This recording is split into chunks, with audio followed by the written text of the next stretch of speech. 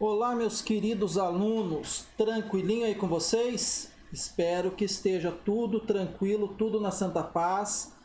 Então, hoje nós vamos falar sobre os tipos de solo no Brasil. Lembrando que toda essa estrutura aí geológica que nós estamos falando hoje, certo?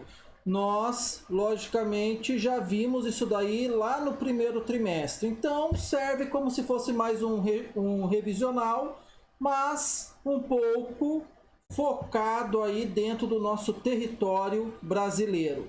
Belezinha? Então, vamos ver aí os tipos de solo, relembrar aí a origem desses solos aí, tá? E, logicamente, a finalidade de cada um, né? Principalmente aí no meio econômico, tá bom?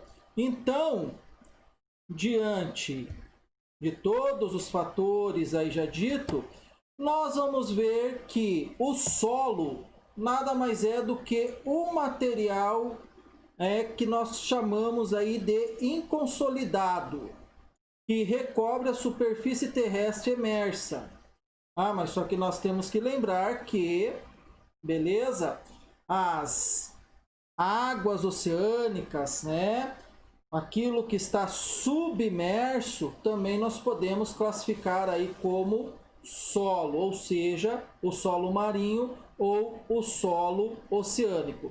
Então, aí nós vamos ver que esse solo que nós estamos tratando aqui está diretamente relacionado às terras emersas, ou seja, aquelas terras, né, que está diretamente relacionada à litosfera terrestre. Então, os solos são constituídos, nós temos que lembrar de 3 fases, tá? Uma delas é a fase sólida, ou seja, que nada mais é do que o material que nós chamamos de minerais e matéria orgânica. Depois nós temos a parte líquida. Essa parte líquida, ou este material do solo, certo? É a solução do solo. E também nós temos a parte gasosa, que é o ar. Então veja que o solo está diretamente relacionado a 3 fases, tá? A fase mineral, a fase líquida e a fase gasosa. Então esse solo aí é o produto do intemperismo, lembrando que o intemperismo está dividido em temperismo químico, físico e orgânico. E o macete para lembrar o que é intemperismo físico e químico, ou seja, tipo assim, diferenciar um do outro, que um está diretamente relacionado ao calor e outro está diretamente relacionado à água. Então lembre que o intemperismo químico, tá, está diretamente relacionado à água, porque a água possui uma fórmula. E qual que é a fórmula da água? H2O. Então aí você já sabe qual que é o intemperismo químico propriamente dito. Sobrou o que? O físico, que é a força da água, certo? Dos rios, da chuva, etc. E outro intemperismo que nós temos, que é o orgânico, o próprio nome já está dizendo aí que nada mais é do que aquele material orgânico que cai sobre a rocha e acaba, logicamente, ali dissolvendo as rochas, logicamente com seus ácidos, enzimas, etc., que é liberado por esse material orgânico aí. Beleza? Então nós temos que lembrar dos intempéries que vai ajudar a formar o solo. Então, logo nós vamos ver que o solo é produto então do intemperismo. Beleza? Que logicamente vai deteriorar aí a rocha e vai originar o solo. E lembrando que, dependendo do tipo rochoso, é o tipo de solo que nós teremos em determinadas regiões. Por isso que o solo em determinadas regiões, não só do nosso território nacional, mas como de todo o planeta, apresenta uma coloração e uma consistência diferenciada de uma região para outra, em decorrência do que? Em decorrência do tipo rochoso que forma esta forma aí que nós estamos chamando aí de solo até então, belezinha? Então nós vamos ver que a pedogênese, tá? É o processo químico e físico de alteração, ou seja, adição, remoção, transporte e modificação que atua sobre o material litológico originando o solo. Lembrando que esse material litológico aqui é a rocha propriamente dita, beleza? E logicamente, aqui já falou, né, o processo químico e físico estão diretamente relacionados ao intemperismo. Passando, aí nós temos os tipos de solo. Então nós temos lá o solo arenoso, que eu acho que dispensa a apresentação, esse solo aí arenoso propriamente dito, tá? Então eu tenho que saber que a capacidade dele de infiltração é muito grande, né? Ele não, logicamente, segura muito calor, beleza? E não são todas as plantas que, digamos assim, conseguem sobreviver em um solo arenoso. Mas, contudo, nós não podemos esquecer que há plantas e micro-organismos que podem sim habitar esta estrutura, né, litosférica e arenosa, ou seja, esse solo arenoso propriamente dito. E, logicamente, né, ele tem pouca capacidade de retenção de água. Aí nós temos os solos siltosos. Esses solos siltosos, tá, são aqueles que têm grande parte de suas partículas classificada na fração silt, ou seja, o tamanho entre 0,05 e 0,002 milímetros. Geralmente são muito erosivos, tá? Então, não se agrega como as argilas e ao mesmo tempo suas partículas são muito pequenas e leves. Então, são geralmente solos finos. É aquela terrinha fina, né? Que muitas vezes nós vemos por aí ao passar aí por alguma região de lavoura, tá bom? Não chega a ser um solo arenoso, tá? Mas é, digamos assim, tá? Uma terra extremamente fina. Aí nós temos o solo argiloso. Eu acho que também dispensa muito comentários aí, tá bom? Porque esse solo argiloso, tá, possui logicamente, né, uma classificação, né, de tamanho diferenciado dos outros tipos de solo já citado até então, tá bom? O tamanho máximo, né, que pode chegar aí as partículas desse solo é de 0,02 milímetros. Não são tão arejados, ou seja, não tem muitos furinhos assim para o ar circular nesse solo aí que nós chamamos solo argiloso, e são geralmente menos permeáveis, tá? Embora alguns solos brasileiros, não podemos esquecer, muitos argilosos apresentam grande permeabilidade, isso daí é uma exceção, tá? Mas geralmente o solo argiloso não apresenta permeabilidade, beleza? Então esses solos que apresentam aí um pouco de permeabilidade diretamente relacionado ao solo argiloso são esses solos que se apresentam alguns poros, tá? Ou seja, algum material, digamos assim, mineral diretamente relacionado a esse tipo de solo que ocasiona aí essas fissuras e daí ele acaba sendo um pouco permeável, tá bom? Muito importante também essa argila aí para a construção civil, nós não podemos esquecer disso, né? Que a partir aí dessa argila aí os camaradas fazem várias coisas, entre elas aí o tijolo propriamente dito. Aí nós temos também o latossolo. Latossolo bastante importante aí no território brasileiro. É um solo bastante parecido, tá, com o solo da África Central, tá bom? Então nós encontramos esse latossolo tanto no Brasil quanto na África Central propriamente dita.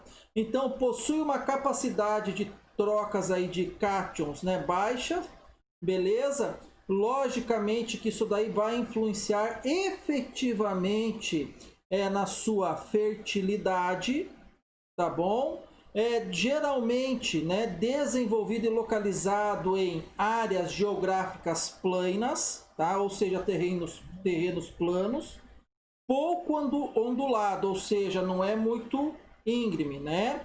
tem uma textura bastante granular, e a coloração dele aí pode ser amarelada, avermelhada, escura, certo? Ou seja, são os solos sazonais. Esses solos sazonais são solos típicos da região de clima tropical úmido e semiúmido, certo? Como nós temos essa tipologia climática aqui no nosso país, porque nós não podemos esquecer que o nosso país está diretamente incutido na zona tropical do planeta Terra, tá? Com exceção de uma partezinha, logicamente, aqui da região sul, né? Que pertence ao o nosso território geográfico, que está na zona temperada do planeta Terra, mas grande parte do nosso território está na zona aí tropical do planeta. Então é um solo típico da região brasileira. Aí nós temos os solos lixiviados, que são aqueles, né, que a grande quantidade de chuva carrega os seus nutrientes, tornando o solo pobre, tá? Qual que é a pobreza? Certo? A pobreza está diretamente relacionada na perca de potássio. Então ele vai ser pobre em potássio e também em nitrogênio. Nós também temos os solos negros, né, das planícies das pradarias, que são aqueles que são ricos em matéria orgânica, tá bom? Então são solos aí, esses solos negros aí são solos férteis, tá? Solos áridos, que são aqueles com ausência de chuva, não desenvolve seu solo. Geralmente esse solo aí é um solo bastante salobro, ou seja, contém uma grande quantidade de sal na sua composição. Solo de montanhas, que são aqueles solos que nós chamamos de solo jovem, onde logicamente a rocha, mater, matriz ou san, não sofreu todo o processo de intemperismo físico, químico e biológico e aparece a estrutura rochosa. Solo orgânico, composto de materiais logicamente orgânicos, tá? Esses materiais aí orgânicos estão diretamente relacionados aí a organismos, né, mortos em decomposição, além logicamente de uma mistura ali de areia e da argila, tá? Então esse solo favorece um desenvolvimento da vida das plantas espetacular, tá? Porém, os solos orgânicos tropicais, como o do Brasil, por exemplo, possuem baixa fertilidade. O humus, né, é o resíduo ou composto solúvel, tá? É originado pela biodegradação da matéria orgânica, que torna disponível para as plantas nutrientes minerais e gasosos como o nitrogênio. Outro tipo de classificação, cor, textura, estrutura e consistência desse solo também determinam o seu tipo de fertilidade, se ele é bastante fértil ou se ele é pouco fértil. E, logicamente, nós não podemos esquecer aí, bastante já discutido lá no primeiro trimestre, os horizontes do solo. Então, só para recapitular aí, tá? Nós temos que lembrar que um solo possui camadas horizontais de morfologia diferentes entre si. Essas camadas são chamadas de horizontes. Então, se formos os horizontes aí, o O, o A, o B, o C e o horizonte R, certo? Então, vejam só, o horizonte O, só lembrando, ele é rico em material orgânico, tá? Aí nós temos aí o horizonte A. Este horizonte A está diretamente aí relacionado aí à presença de muito humus na sua composição. E assim sucessivamente. Então, nem todos os solos possuem todos os horizontes. Lembrem-se disso, tá? Um solo antigo, um solo fértil, vai possuir quase todos os horizontes. Um solo jovem, ele pode vir a possuir apenas 2 horizontes. Tranquilinho? Então, continuando aí. E, logicamente, para findar aí, digamos assim, texto básico sobre os solos do Brasil. nós não podemos esquecer que no Brasil são encontrados 4 tipos de solo, entre eles terra roxa, que é da região sul, aqui onde nós habitamos, massapé, salmourão e solos aluviais, beleza? Então são esses aí os principais tipos de solo que há no nosso território aí brasileiro. Então o solo de terra roxa, nós não podemos esquecer que corresponde a um tipo de solo de extrema fertilidade que detém uma tonalidade avermelhada. Pode ser encontrado em Goiás, Minas Gerais, Mato Grosso do Sul, São Paulo. É originado a partir da decomposição de rochas, nesse caso o basalto. Faltou aqui, logicamente, tá? A região sul do nosso país. E, claro, não vai abranger todo o Mato Grosso do Sul, apenas uma parte. Não vai abranger toda Minas Gerais, apenas uma parte lá de Minas Gerais, assim também como São Paulo e Goiás. A maior presença desse solo aí está diretamente relacionado à região sul do nosso país. Por quê? Porque, digamos assim, a composição litológica da nossa litosfera da região sul do Brasil é formada por rochas eruptivas, vulcânicas, que foram aí, digamos assim, jorradas por vulcões, etc., aí há milhões de anos atrás, tranquilo? Aí solo de massapé, tá? É um solo encontrado principalmente no litoral nordestino, constituído a partir da decomposição de rocha como características minerais de gnase, de tonalidade escura, calcários e filitos. Então, todo esse material aí, tá, são materiais diretamente relacionados aí a minerais que compõem logicamente a estrutura do solo aí principalmente na região nordeste do nosso país, que é o solo aí de massapé, beleza? Então corresponde a um tipo de solo de extrema fertilidade que detém uma tonalidade avermelhada e pode ser encontrada em Goiás, Minas Gerais, Mato Grosso do Sul e São Paulo, tá? E, logicamente, esse solo aí de massapé, geralmente ele está diretamente relacionado aí à decomposição também do basalto, por isso essa cor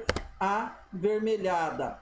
Salmourão, esse tipo de solo é encontrado ao longo da região sul e sudeste e centro-oeste brasileiro e é constituída pela fragmentação das rochas graníticas e da gnase. E por fim aí os solos aluviais, que é um tipo de solo formado em decorrência da sedimentação em áreas de várzeas ou vales. É possível ser encontrados em diversos pontos do nosso país. Belezinha, meus queridos? Espero que eu tenha ajudado. Esse conteúdo está diretamente relacionado ao módulo 3, capítulo 9 da apostila aí de vocês. E logicamente foi rapidinho assim, porque é mais uma retomada de conteúdo. Belezinha? Tenham aí um bom fim de semana.